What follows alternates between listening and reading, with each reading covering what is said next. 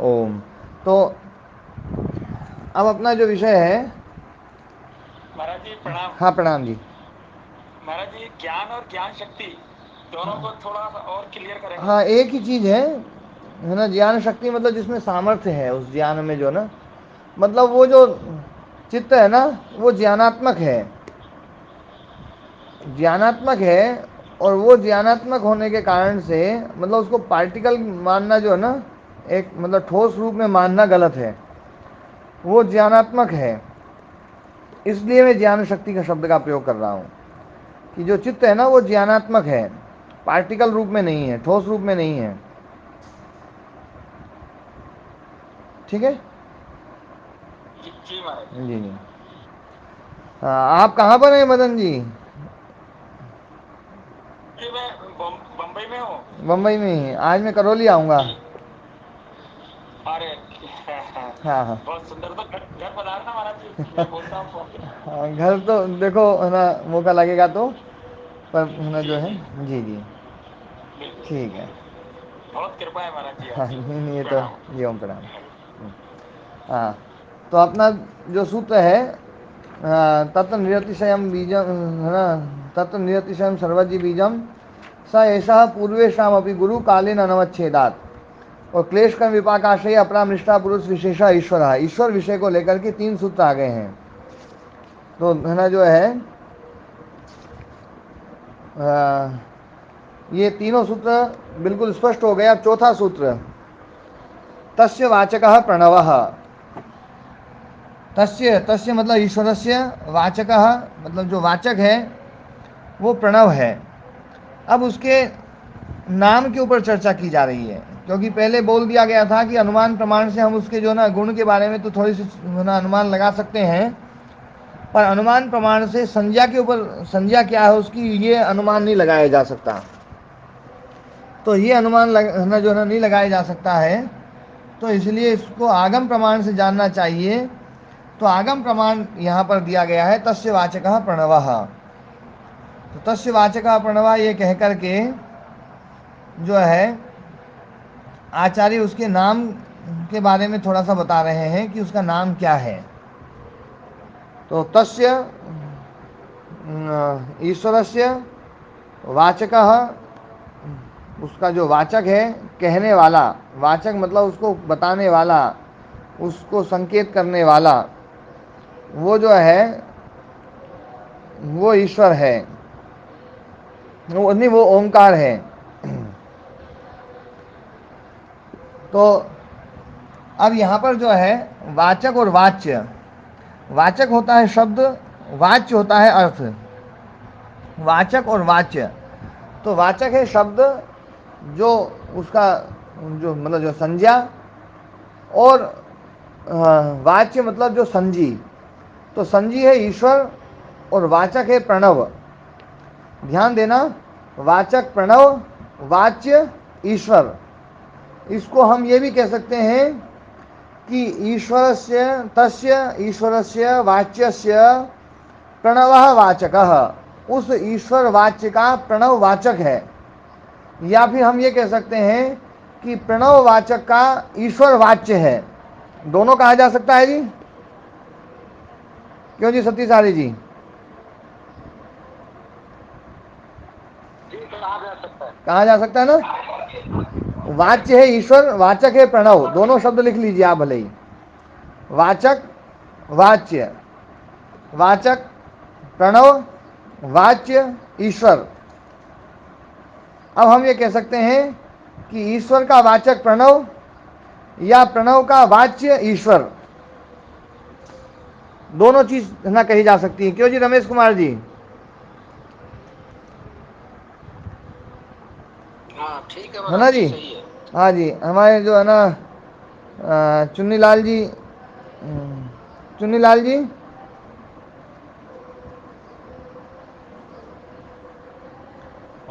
हाँ ओम जी, महाराज जी। ओम जी, ओम जी जी। हाँ हाँ जी। तो मैं ये कह रहा था कि वाचक हो गया कौन? वाचक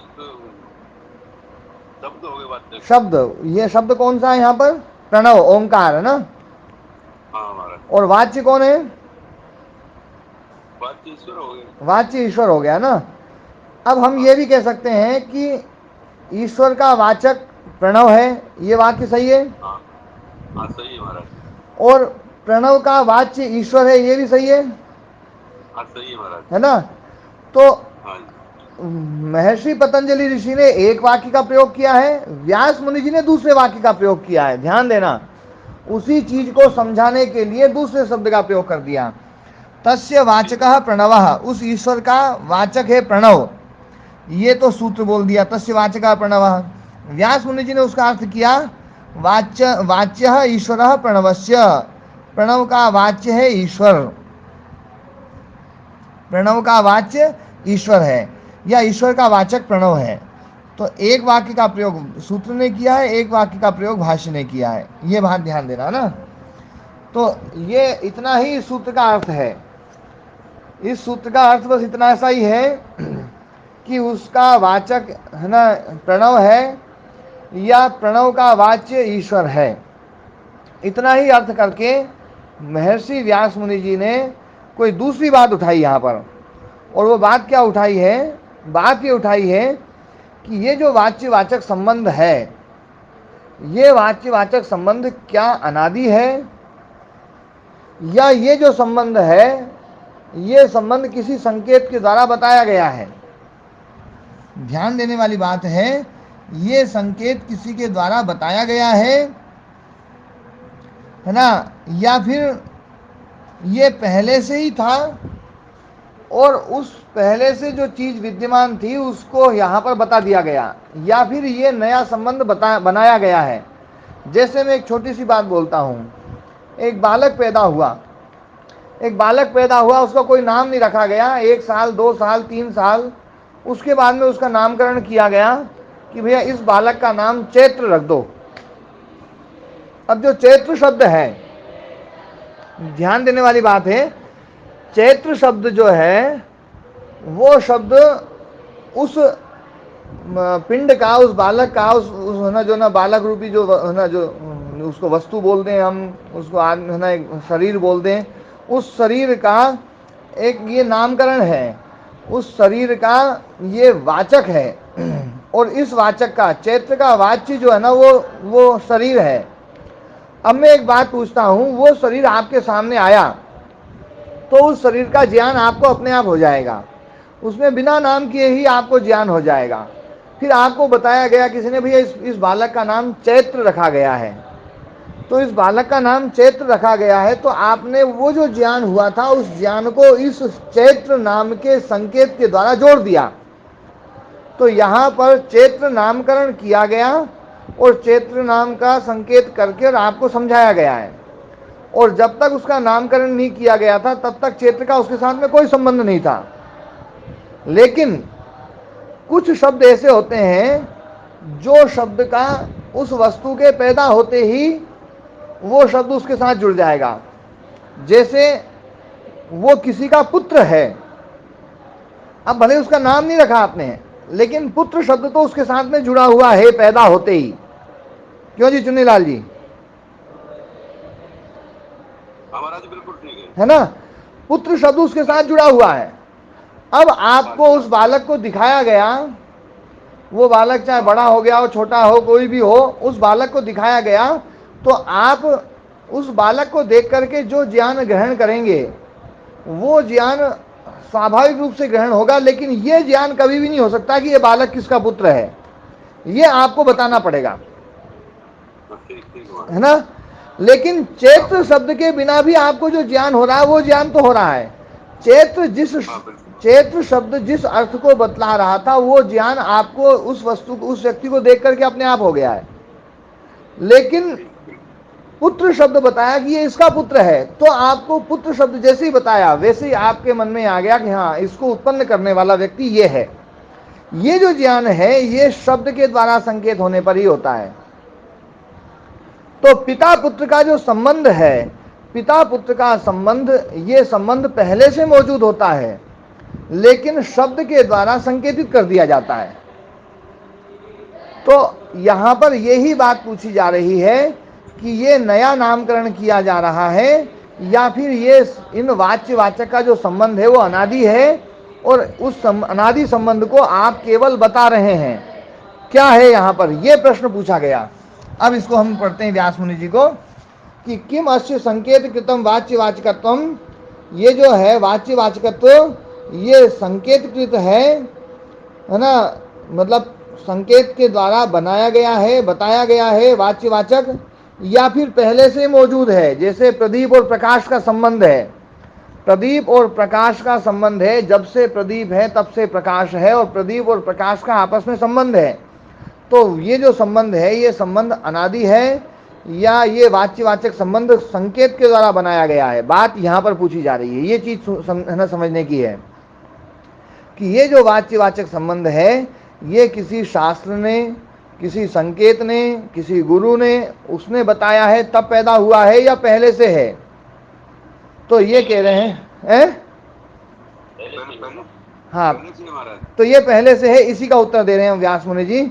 स्थितो अस्य वाच्य से वाचकेन सह संबंधा, ये वाच्य का वाचक के साथ जो संबंध है वो तो पहले से मौजूद है, स्थित है। संकेतस्तु ईश्वर से स्थितम एवं अर्थम अभिनयति, ये जो संकेत है, ये संकेत जो किया गया है ये संकेत केवल उस है ना ईश्वर के साथ में जो है ना उसका जो संबंध था उस संबंध को केवल अभिनयति, उसको जोड़ रहा है ना, उसको केवल अभिनय मतलब जोड़ना। जैसे राम का अभिनय करने वाला व्यक्ति, वो व्यक्ति राम नहीं है लेकिन राम के साथ जोड़ देता है।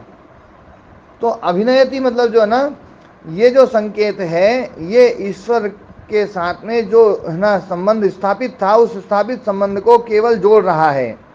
यथा जैसे अवस्थिता पिता पुत्र हो संबंध, जैसे पिता पुत्र का संबंध अवस्थित होता है, संकेतेन अवद्योत्यते, संकेत के द्वारा केवल उसको अवद्योतित किया जाता है, उसको है ना प्रकट किया जाता है, बस वो पहले से मौजूद है, वो संकेत पहले से, वो जो ना उनका दोनों का संबंध पहले से मौजूद है, लेकिन मौजूद होने पर भी वो जो है ये संबंध जो है वो शब्द के द्वारा बताया गया है, बस पहले से मौजूद है।